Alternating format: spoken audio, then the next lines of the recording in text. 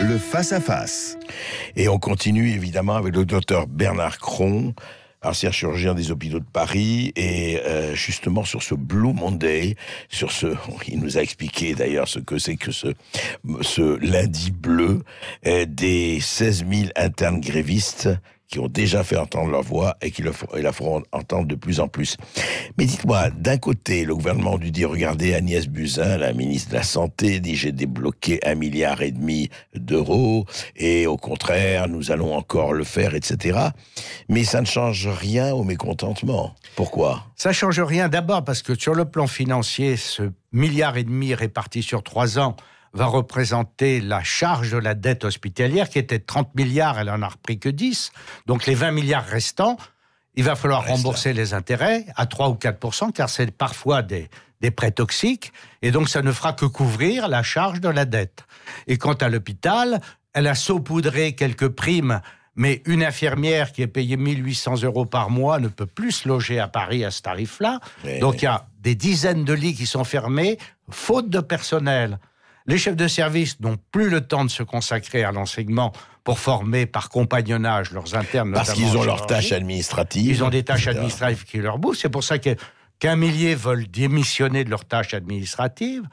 Or, pour la grève, on avait proposé très judicieusement de faire le transport gratuit pour que la France ne soit pas paralysée. C'est une idée judicieuse. Moi, propose aux chefs de service qui font la grève administrative de ne plus coder les actes. Comme ça, l'hôpital n'est pas payé. On sera bien obligé de faire une table ronde pour régler le problème sous 48 heures, faute de dépôt de bilan. Alors justement, Bernard, quand vous avez parlé de ça, vous avez dit quand ça vient aux 60 €, vous avez parlé de l'histoire des 60 € donnés à l'hôpital, qui sont perdants par rapport effectivement aux 25 € donnés aux médecins généralistes. C'est extraordinaire, André, que vous ayez remarqué ça. Eh bien, monsieur Mesnier, qui est un des bons conseillers, qui était celui de Touraine, comme Olivier Véran, et qui nous a mis dans cette cul-de-sac absolu, comme les urgences hospitalières sont saturées, mais ça me fait rire. Ils ont trouvé une idée extraordinaire pour qu'il n'y ait pas 25 millions de passages aux urgences. Oui. Au lieu de réorganiser les urgences en ville avec plus de médecins de ville qui sont prêts à le faire, ils proposent de payer 60 € chaque urgence qui ne serait pas prise en charge par l'hôpital. C'est pas payé à qui, 60 €? Payé à l'hôpital, oui. 60 €. Pour qu'ils ne prennent pas l'urgence. Pour qu'ils ne le prennent pas et qu'ils le réadressent. Mais pour réadresser une urgence, il faut bien l'avoir. Et si on l'a vu, c'est non-assistance à personne en danger si c'est grave. Et si c'est bénin, on va la renvoyer en ville. Mais en ville, il n'y a plus personne qui peut assurer les urgences. Et par ailleurs, la cerise sur le gâteau, ce conseiller propose que le médecin de ville la prenne en charge à 25 € sans le droit à dépassement. Donc il y en a un qui reçoit 60 € pour pas soigner et l'autre qui touchera 25 € pour soigner. Attendez, là nous arrivons à... C'est mieux, c'est Alfred Jarry et Kafka. C'est ce que vous nous dites, alors, si j'ai bien compris, pour désengorger les urgences, on dit c'est très simple à l'hôpital, renvoyez ceux qui ont des petits bobos et vous en recevrez 60 €. Il y a encore mieux, André. Mais c'est quand même incroyable. Il y a encore mieux, André. Madame Buzyn a proposé de mettre plus de barreurs à l'hôpital, puisqu'on manque de rameurs. Barreurs, ah oui, d'accord. Rappelez-vous la fable de l'hôpital qui court avec une clinique où l'hôpital met de plus en plus de barreurs et de moins en moins de barreurs. Eh bien, elle veut créer le bed management. Un manager pour le lit. Mot anglais comme on les aime. Bed management du lit. Voilà. C'est ça. Alors, ce bed manager sera obligé de gérer les lits pour que les urgences puissent trouver un lit disponible pour hospitaliser. Mais à l'époque de l'informatique, on rêve. Ah oui, vous voulez dire que on ne sait pas faire ça informatiquement, on ne sait pas, mais ils savent combien de lits ils ont. Mais bien sûr qu'ils le savent. Alors. Mais alors c'est noyer le poisson. Ouais. C'est simplement pour essayer de calmer les esprits et elles ne se rendent pas compte qu'elle aggrave la situation parce que ça sera encore un administratif de plus. Alors avec les 3-8, il en faudra 3, plus les congés payés. Enfin, on rêve complètement. Alors je voudrais dire 2 mots sur la grève des internes. Ils se réunissent aujourd'hui place du Panthéon. Ouais. Et ça serait bien que la population vienne les soutenir, parce que ce sont vos médecins de demain. Ce sont eux qui vont vous prendre en charge. Ils sont malheureux et on ne permet pas de bien les former actuellement. Ça ne peut pas continuer comme ça.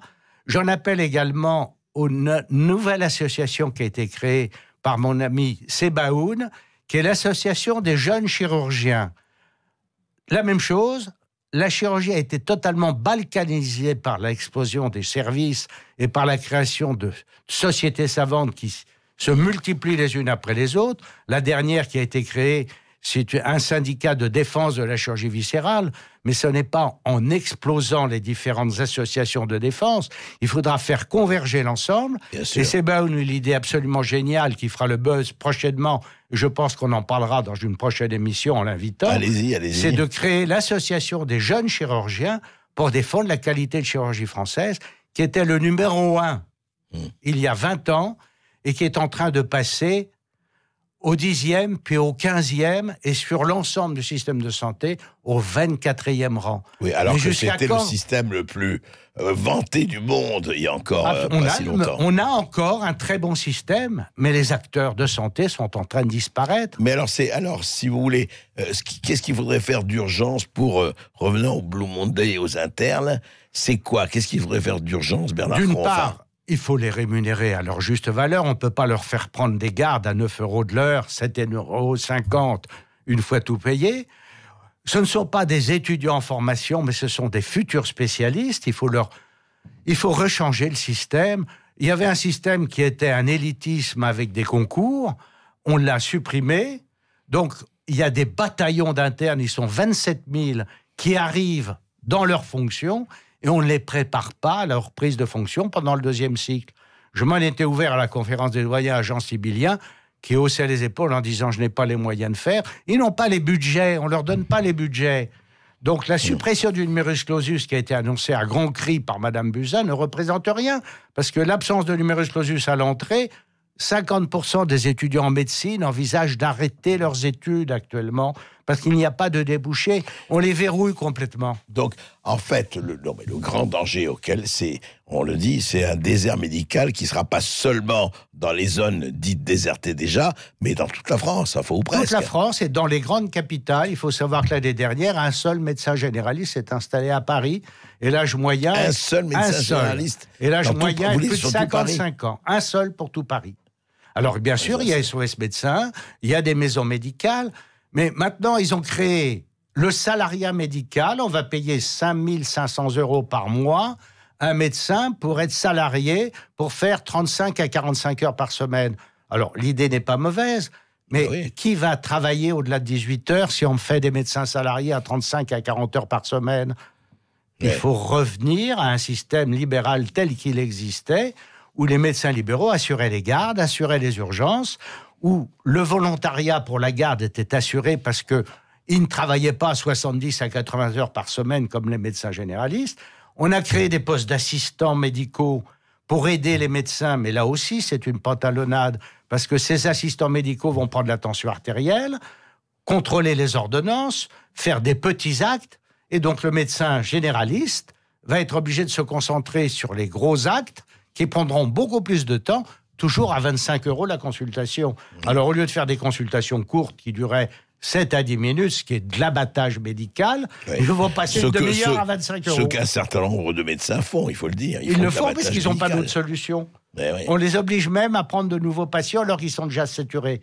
Il est très difficile actuellement, en ville, dans beaucoup de régions, de trouver un médecin traitant parce que les médecins traitants qui sont saturés refusent de prendre de nouveaux patients. Oui.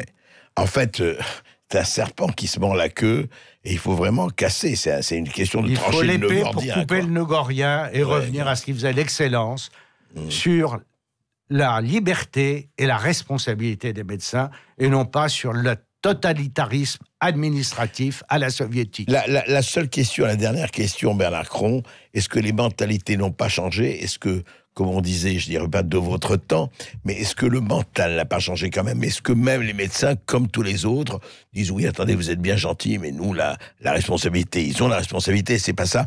Mais est-ce qu'une manière du devoir, du dévouement n'est plus du tout la même? Même si on gagne bien sa vie, on dit oui, mais nous, on a une vie, on a envie de vivre à côté, et puis voilà. C'est tout à fait vrai, André. La médecine n'est plus un sacerdoce à l'époque où c'était fait par des religieux, à l'époque de Saint-Côme. Mais les jeunes veulent profiter des loisirs, des week-ends. Ce qui peut se comprendre. Si on les récompensait, si on les incitait, peut-être qu'il y aurait de nouvelles volontés pour faire. Or, actuellement, on n'en prend pas du tout le chemin. Je crois qu'en tout cas, nous allons suivre tout ça. Nous allons suivre évidemment sur Sud Radio ce Blue Monday. Et puis, le docteur Cron reviendra effectivement, comme d'habitude, pour tâter le pouls de la nation. Et il va rester avec nous d'ailleurs, notre invité, Bernard Cron. 0826 300 300, les amis. Est-ce que vous soutenez le mouvement de grogne, même de désespoir dans certains hôpitaux? Est-ce que vous comprenez les médecins ou les jeunes internes qui s'inquiètent pour leur avenir? Venez nous le dire dans quelques instants au standard de Sud Radio. On peut aussi revenir sur tous les sujets qui ont été abordés un peu plus tôt dans l'émission d'André Berkoff, comme les municipales par exemple, ou alors les armes qui seront immatriculées obligatoirement, ou encore le traitement médiatique de la manif anti-PMA qui a eu lieu hier à Paris. Bref, beaucoup de sujets. C'est à vous de prendre la parole. 0826 300 300. On se retrouve dans quelques instants avec André Berkoff sur Sud Radio. Les communes de moins de 9000 habitants effacées de la carte électorale. Les armes répertoriées, mais où? Chez les dealers ou chez les grands-pères? Qu'est-ce qui se passe en médecine dans ce Blue Monday où des milliers d'infirmiers n'en peuvent plus? Nous sommes avec le docteur Bernard Cron et surtout avec vous, auditeurs de Sud Radio. On vous attend. Et on vous attend au 0826 300 300. C'est le numéro que vous composez pour prendre la parole dans Berkoff dans tous ses états. Tout de suite, on accueille Elliot. Salut Elliot. Oui, bonjour. Elliot, oui, bonjour Elliot. Bonjour. Bonjour, je vous contacte par rapport à la circulaire Castaner. Oui. Ah oui, j'habite à Bordeaux, excusez-moi, j'ai oublié de dire, merci. Oui, non, il se trouve que la circulaire Castaner, je trouve que c'est un énième déni de démocratie, en fait, qui vient se rallonger à la longue liste que ce gouvernement nous propose depuis son élection. Qu'on peut estimer légitime ou pas, selon à quelle profondeur on estime vouloir juger notre système électif, justement. Et il se trouve que cette fois-ci, encore, on vient interdire au peuple d'avoir une représentativité réelle, et surtout les ruralités sont totalement exclues à cause de cette circulaire. Ah oui. Les communes de moins de 9000 habitants, c'est tout de même 96% des communes en France. Absolument. C'est énorme, mais ce serait un biais de ne pas se demander, en termes d'électeurs, combien ça représente. Excusez-moi. 54, écoutez, c'est 54% de la population française. C'est énorme, c'est ce qu'on appelle un déni de démocratie. C'est-à-dire qu'on se retrouve avec une manière de compter, un biais statistique qui va complètement avantager la REM, la République en marche, représentée dans les grandes communes, et on sait que les ruralités sont plus tournées vers la droite et l'extrême droite, donc avec le RN. Donc il se trouve que cette démocratie est ignoble, parce qu'il va engendrer justement une hausse du RN, parce que ses représentants, ces électeurs, excusez-moi, vont avoir l'impression d'être spoliés de leur représentation nationale, et à juste titre. Vous voulez dire, ils auront beau jeu de dire, voyez, on est en train de dissimuler les résultats, etc. Et donc, effectivement, se poser aussi en victime.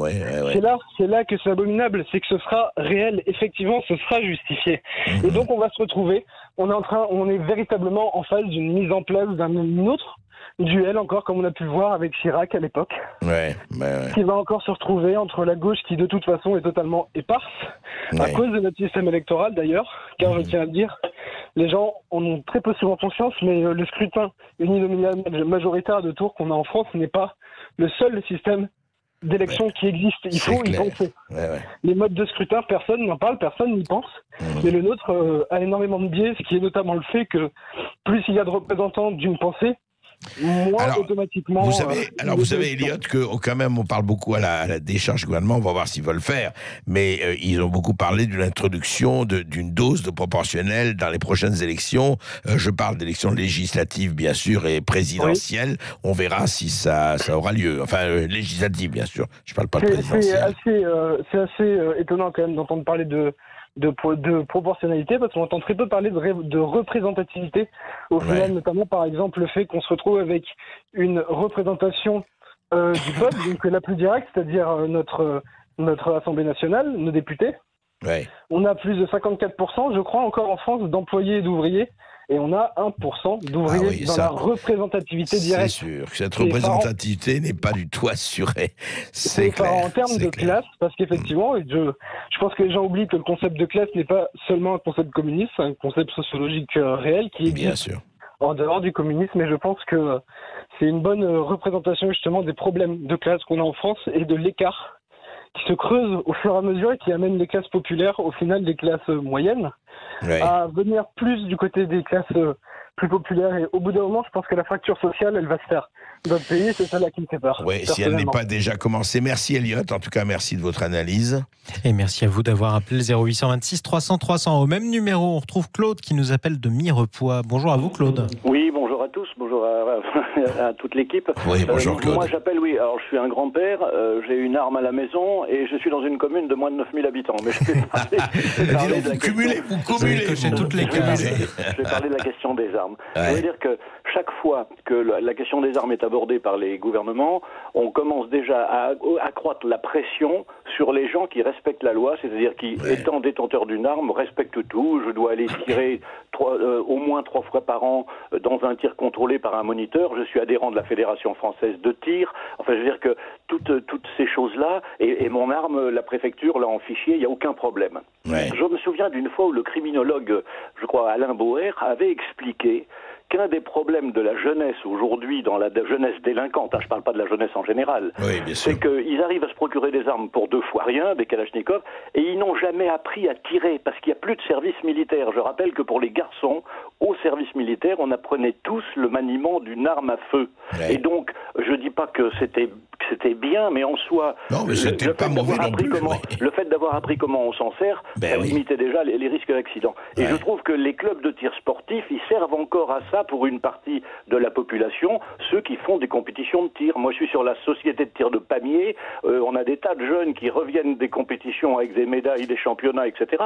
Parce que, autre problème, en région parisienne, pour les Jeux Olympiques de 2024, on va faire un stand de tir qui sera démonté après, alors que la Fédération française de tir n'a pas du tout été consultée et qu'elle est demandeuse d'avoir un stand définitif parce qu'il y a en Ile-de-France une population énorme. Donc tout ça s'est fait en dépit du bon sens et je le regrette. Et je dis, je connais pas la chasse, je suis pas chasseur, mais je suis dans un coin où il y en a beaucoup. Bien sûr. Donc c'est pas ces armes-là qui sont dangereuses, c'est celles qui circulent dans les caves de certains quartiers et c'est là qu'il faudrait aller. Si on doit désarmer les Français, commençons d'abord par les délinquants. Mais Claude, on va faire un pari. À mon avis, il n'y aura pas beaucoup de visites de ce côté-là. Je ne crois pas. Non, je suis d'accord. J'espère, mais je ne crois pas. Merci en tout cas, Claude. Et merci à vous. Vous êtes toujours le bienvenu au 0826 300 300. Vous qui nous appelez, Claude de Mirepoix.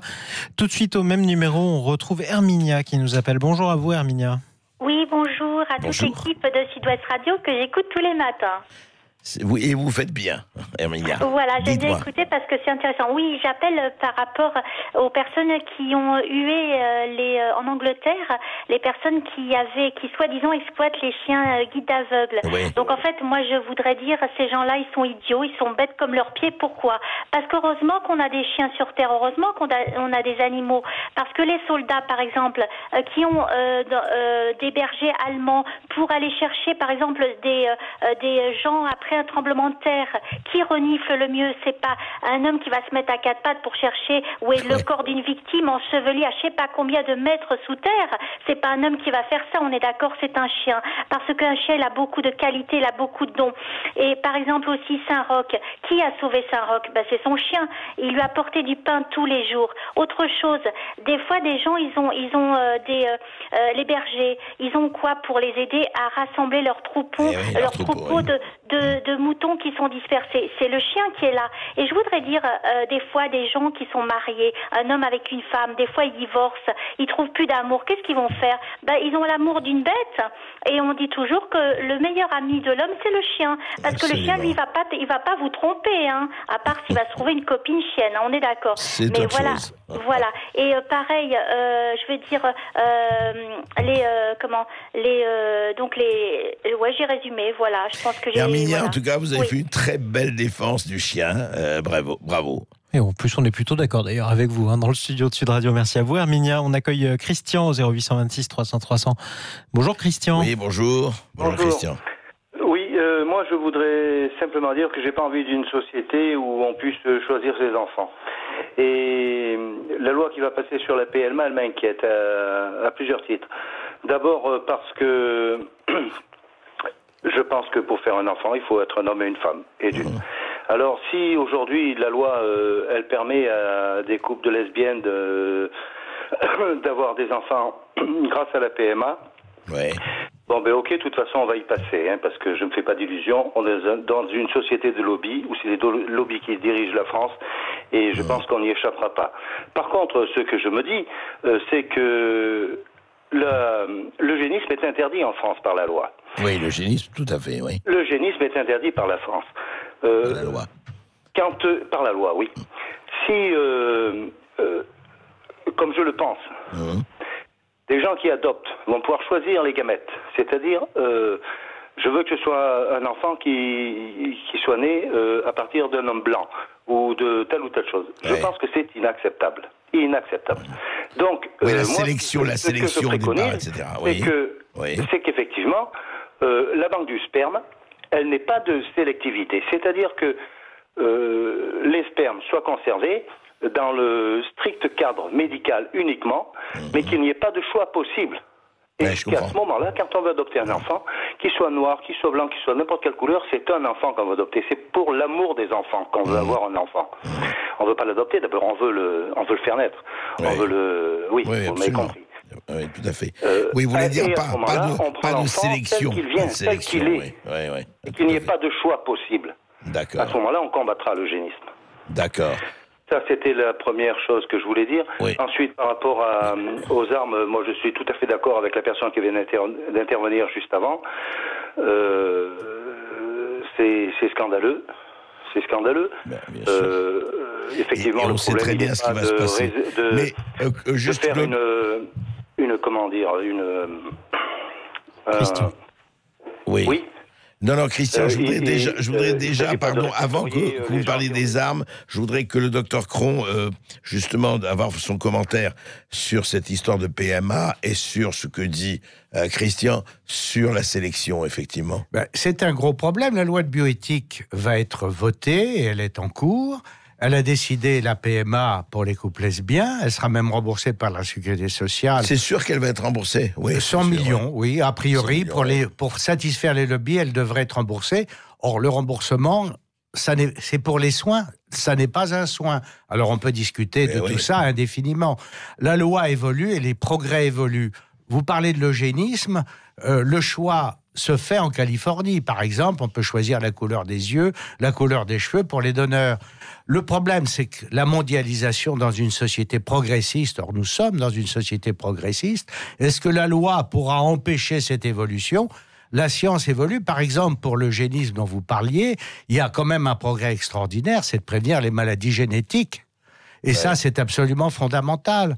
Et quant à l'avenir de la médecine, il faut savoir que par les progrès techniques, on pourra probablement éviter le cancer en intervenant par une protéine sur le gène défectueux du cancer. Donc c'est un vaste problème et les progrès de la science ne pourront pas s'arrêter. La loi ne peut être que retardataire.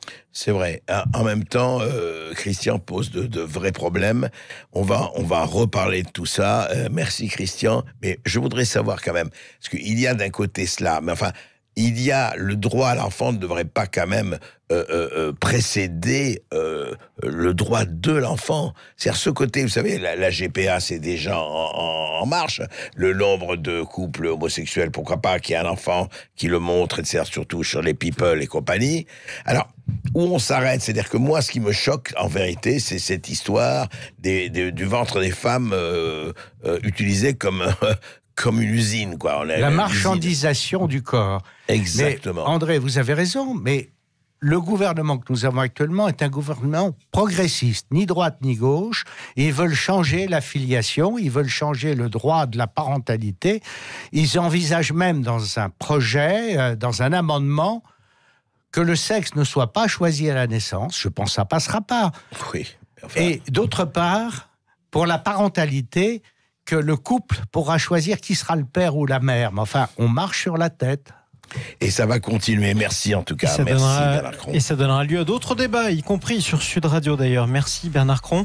Merci André Berkoff. On se retrouve demain à midi en direct dans tous vos états sur Sud Radio. La journée continue. Elle est à l'écoute de Jacques Pessis pour les clés d'une vie, qui reçoit aujourd'hui Corinne Hermès, une ancienne gagnante française de l'Eurovision.